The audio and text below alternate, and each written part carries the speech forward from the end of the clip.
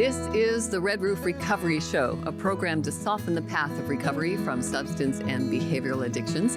My name is Tanya MacIntyre. I'm here to share my experience, strength, and hope with you around my own recovery from drugs and alcohol.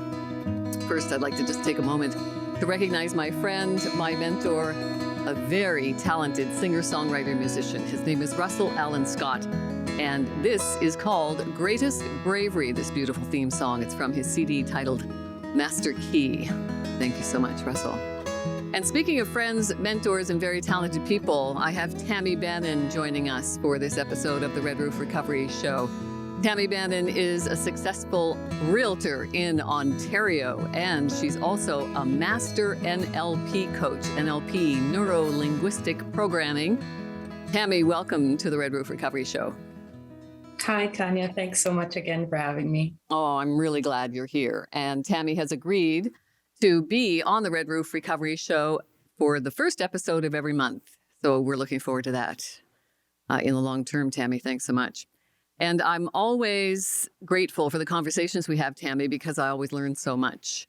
And today we're going to be talking about guilt and shame because it comes up all the time in the meetings that I facilitate in recovery from addictions. I normally have between 50 and 70 people join me on a weekly basis. A lot of them are there every week.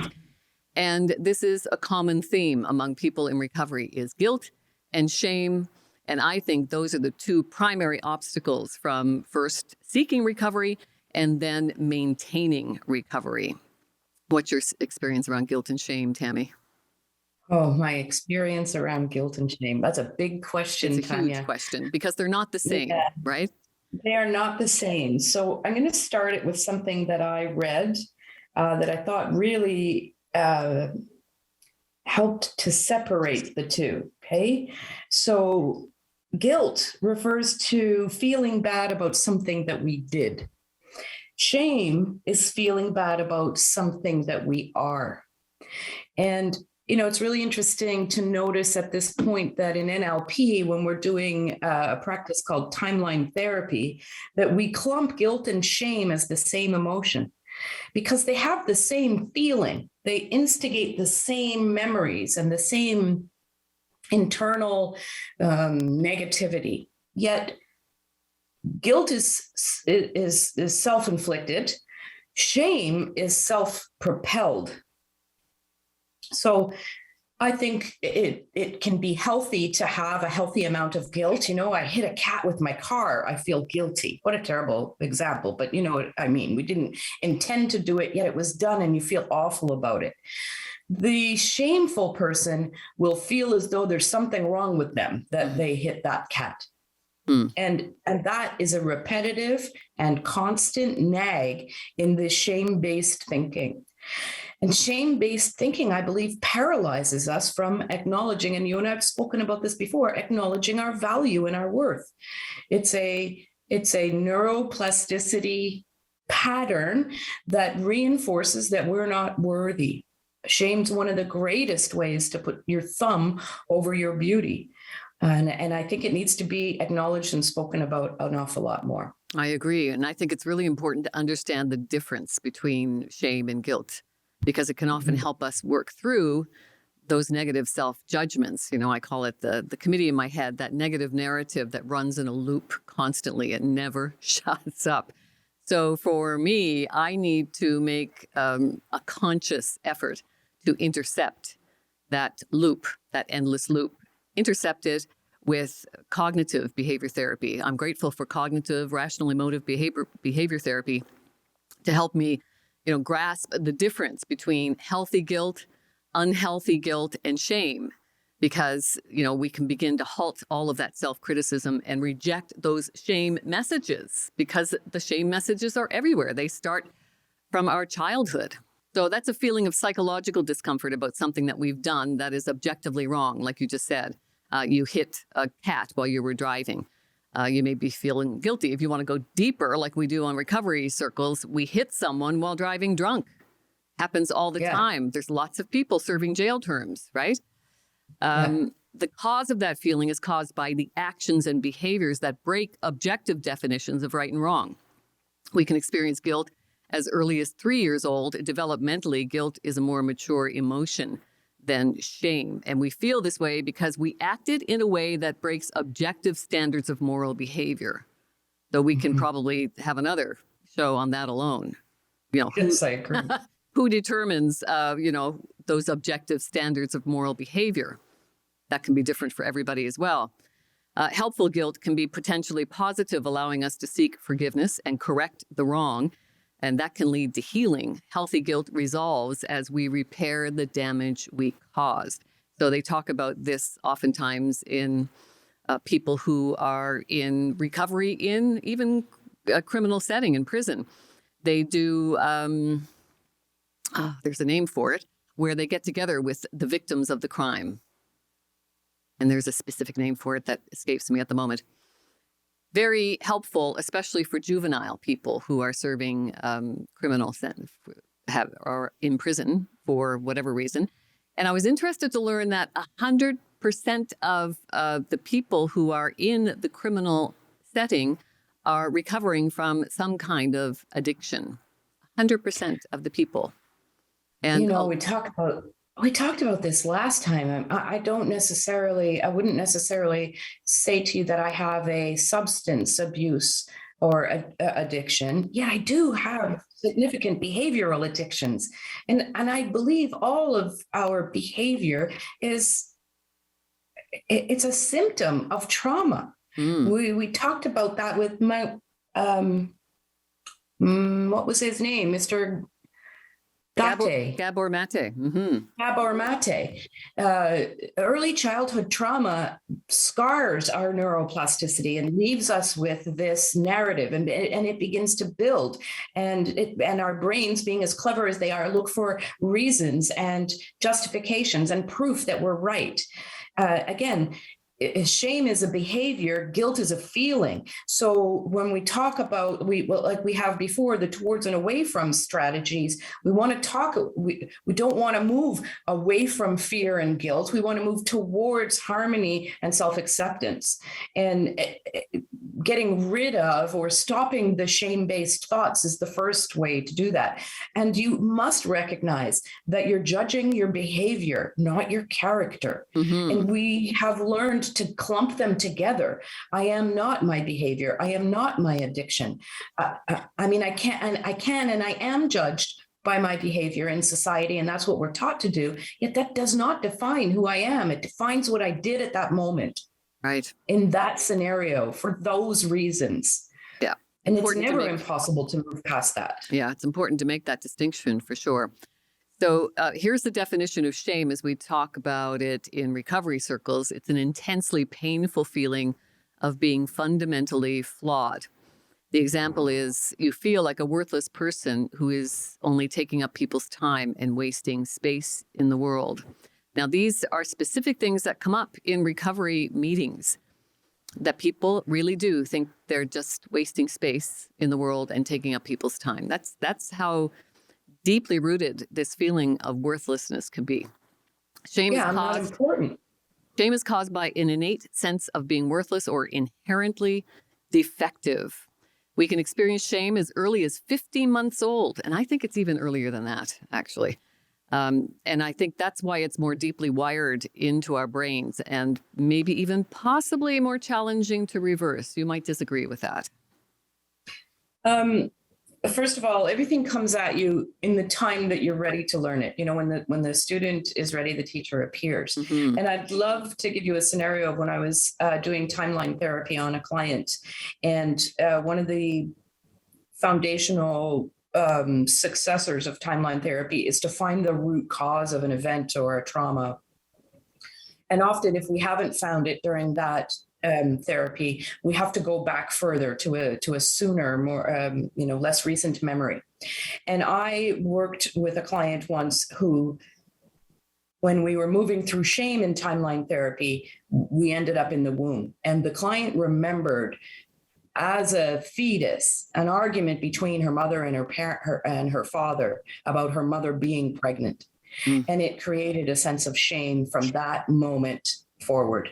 And until we could reach that fetal That was a memory in the fetus. Until we could reach that, she could not move through the shame. It was an amazing experience to be able to see somebody have that kind of, first of all, revelation about herself, and also then to watch her to move through it, that it was something that was implanted in her when she wasn't even conscious.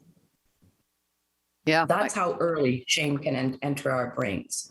I totally agree with that, Tammy. And I think there's more evidence coming forth now to prove that definitely a fetus can absorb everything that's going on outside of them, including any conflicts between their parents. They can recognize their parents' voices actually after they're born, right? Just by virtue of having heard them for so There's long. all kinds of proof about it in that, we suggest to pregnant mothers to listen to classical music, to touch their bellies and speak soft words directly to the fetus, and use the right tonality when they're speaking. So there's absolute proof that the fetus can hear and feel. Well, let's just take that one little step deeper in that we are vibrational beings. Our voice causes a vibration. Our thoughts cause vibrations. They cause our cells to react and respond to us. And that's all the fetus has to absorb, is our cells and our vibrations. And so whether or not they understood the words is irrelevant. It's that we're having a feeling and the fetus is experiencing it with us. My sister and I talk about this a lot because she is 7 years my junior, and she was conceived when my parents were going through a very tumultuous time in their relationship. They were getting close to divorce, and it's one of those situations you get together and things happen. And Chantal was born in 1967. She'll probably kill me for saying her name there. Sorry. And she definitely, I'm sure, absorbed all of that conflict during that 9 months of pregnancy, because my mother, who was challenged by her own addictions, said to my sister when she was a teenager that she was actually considering abortion at that time as well. So my sister carries a lot of shame around even having been born. Yeah. And that can happen at any time. We say a lot of our childhood traumas prior to the double digits, prior to 10. And that's often true. Yet I can tell you a personal story where I flippantly one day said to my son that he was unplanned and he was a mistake. Nice. And it changed the course of his life. I tell the story that he's incredibly artistic and should and easily could be very professional. And yet he wouldn't choose a career or even education in the artistic field because he felt that in order to prove that he was worthy of his existence, he had to have an impact on the planet because I said he was a mistake. So that kind of shame and the way that we interpret those words can happen at any point, and they can drive every decision on a conscious level from that point forward. Mm-hmm. Shame causes us to fear that we will be rejected, so we risk being disconnected in order to avoid what is even causing us the shame. Shame is internalized and deeply connected to our sense of who we are, which can make it challenging to resolve. Yeah, you and I talk about that. I have so much shame around this injury that, I can no longer be independent. I can't do the things that I'm used to doing and taking care of myself. And I feel ashamed about that. I feel less human almost because of that. And I've learned, and it's been painful. And so thank you for being my friend. I've learned that that means that I think that means that I'm less of a human. If I cannot take care of my own basic needs, that what's the good of me? Mm-hmm. That there cannot possibly be any good of me because now I got to rely on somebody else. And man, when you start noticing how dependent you are on the lies that you've been told, that's a big slap in the face. And I remember when I was doing coaching with somebody, and they were wanting to quit smoking. And so what we started was let's create a journal. Every time you have a cigarette, talk about what you're feeling. Okay. And so for this person, anonymous, every time she had a cigarette, she felt ashamed in one way or another. whether somebody would see her and judge her, whether she was shamefully feeding the addiction when nobody else would look and nobody else could see. And so she wanted it to be hidden and, away from the eyes of the world. Shame's everywhere. It's everywhere. And then the addiction to the shame and the neuroplasticity to reinforce and validate and prove the shame over and over and over. So you can imagine for a cigarette addict how every at least 60 minutes you're entering into that shame thought. Oh, that was a big driver for me. I was a smoker for most of my adult life. It was actually easier to give up booze than it was to give up cigarettes. That's how powerful an addiction it was for me. Yeah. And what was helpful for me, talk about that shame being a driver, was especially during the winter when it became illegal to smoke indoors anymore. And when I think of how we used to smoke everywhere, in restaurants, in our homes, everywhere. Airplanes. Airplanes, I know. Yeah. And of course, the theory is that the air quality in an airplane was actually better when people were allowed to smoke because they actually had to have an air filtration system. Circulation, with fresh air instead of recirculating the stale air of everybody. So the smoking, because you just felt like a person who was just totally addicted and useless and shameful. It was horrible, especially during winter, because I would literally be freezing and feeding my addiction, smoking, and thinking how bizarre it was and how I was just open to the judgment of everybody, how ridiculous it is to see people smoking in the winter. And it just screams addiction, and I didn't want that judgment. So that was a big driver for me to stop smoking. Well, it's interesting to notice that worked for you in a positive way. Mm-hmm. It doesn't often do that, so good for you. Yeah. Yeah. I often wonder about that because it was a positive thing for me, but it isn't for a lot of people. It's what keeps people, I think, mired in addiction, and even prevents people from seeking help for addictions a lot of times. Right. So imagine you walk with that, and every hour, at least for the real smokers, every hour you're reinforcing that shame. Imagine what kind of neuroplasticity that's cementing into your head. Mm-hmm. Mm-hmm. And so then asking for help. Well, now you have to get over not only how shameful you are, but that you have no value, but that you're not worthy of the help because somehow you've excluded yourself from the normal population of people who are worthy of help. Mm-hmm. Are worthy of anything, frankly. So it's just it's a constant reiteration that the world puts in front of you that you seem to play into, and I say me because I do it too. But I keep playing into it, and it makes no logical sense. There is no fact behind it. When you and I do the inquiry, the first question we ask, is that true? No, it's not true, and yet it is the repetition. It is the constant repetition. So turning unhelpful, irrational, guilty thoughts. So let's go back to the guilt into more healthy, rational, remorseful thoughts. Because when I suggest to people that we can actually have some healthier guilty thoughts, people reject that idea.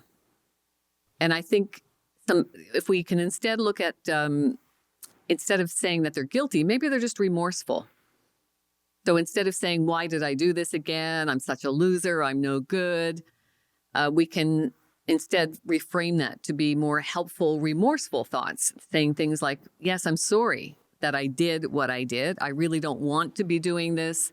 I want to get some help. I feel bad about what I did. I know I can do better than this. I can improve if I work at it. Do you think stuff like that really helps you reframe and set some new neural networks that can be more helpful?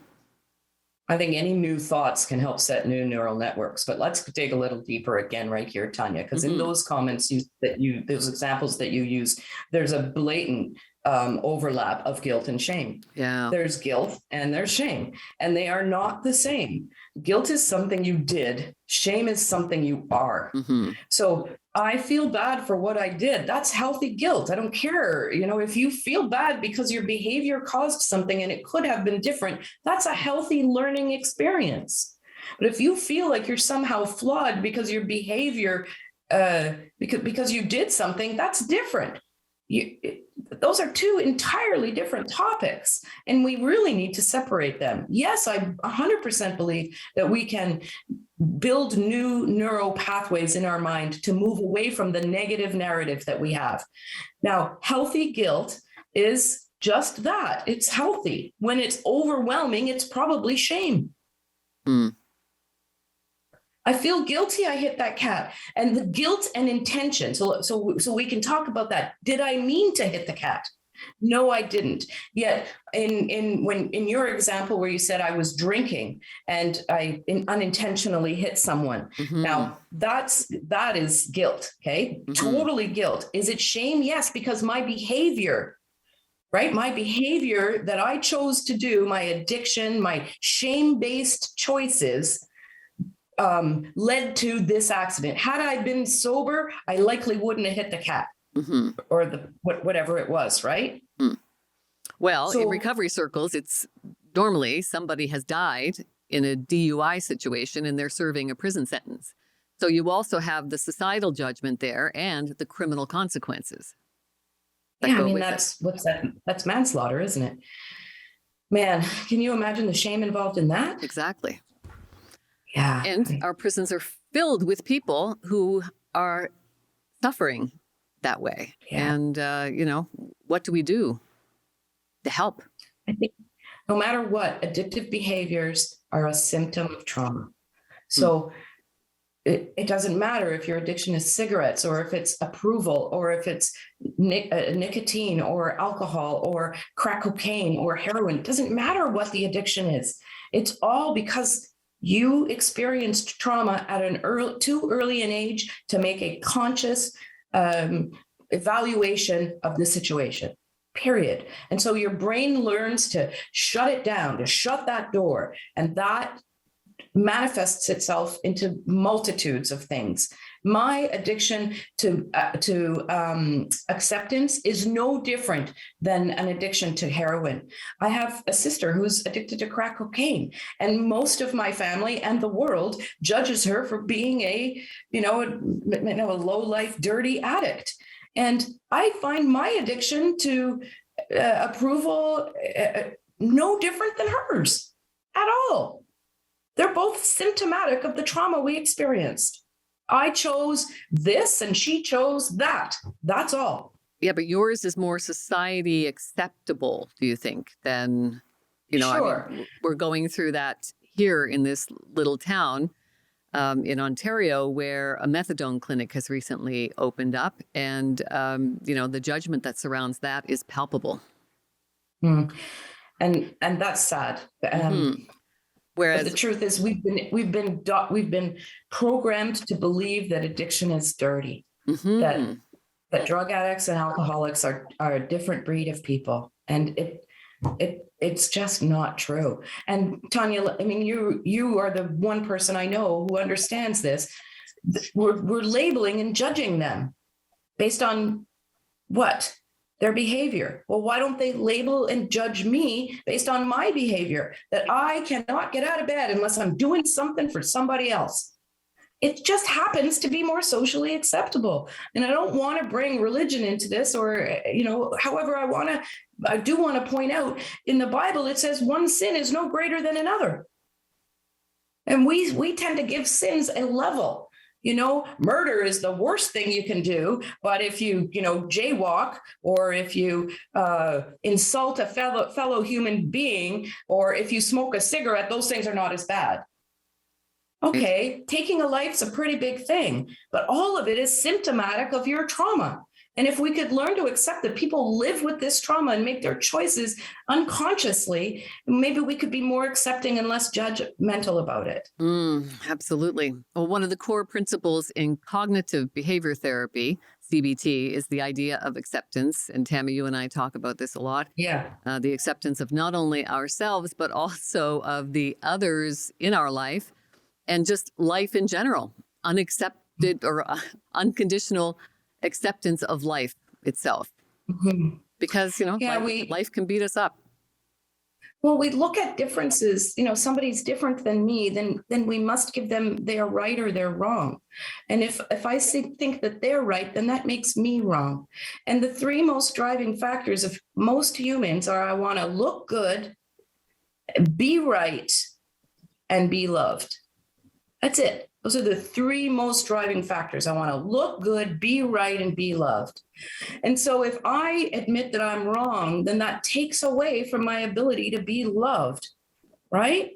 If I don't look good, then it takes away from my ability to be loved. So I have to make myself right, and I have to make myself lovable in order to be a part of something. And they're lies we've been told. And you and I talked about this too. It comes in true listening. When we listen from a reactive standpoint. And I would love for people to listen from a acceptance standpoint. I yelled at you because my husband wanted to sleep and you were going to keep him up. And I heard, how dare you yell at me? When what I should have heard was, I care so much about my husband and I really want him to sleep. And I'm so passionate about it that I didn't even think to be rational, right? That's what we would hear if we were listening with a compassionate heart, but we hear from a reactionary standpoint. And very few of us have been taught to listen from our heart. We listen from our, I don't know what that position is.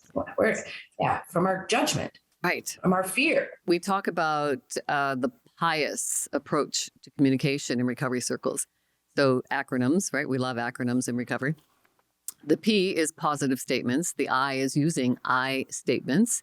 The U is expressing understanding. And then the S is sharing. So I think if we were to incorporate a little bit more of that, to remember that acronym, it helps me a lot to just kind of keep my thoughts in draft.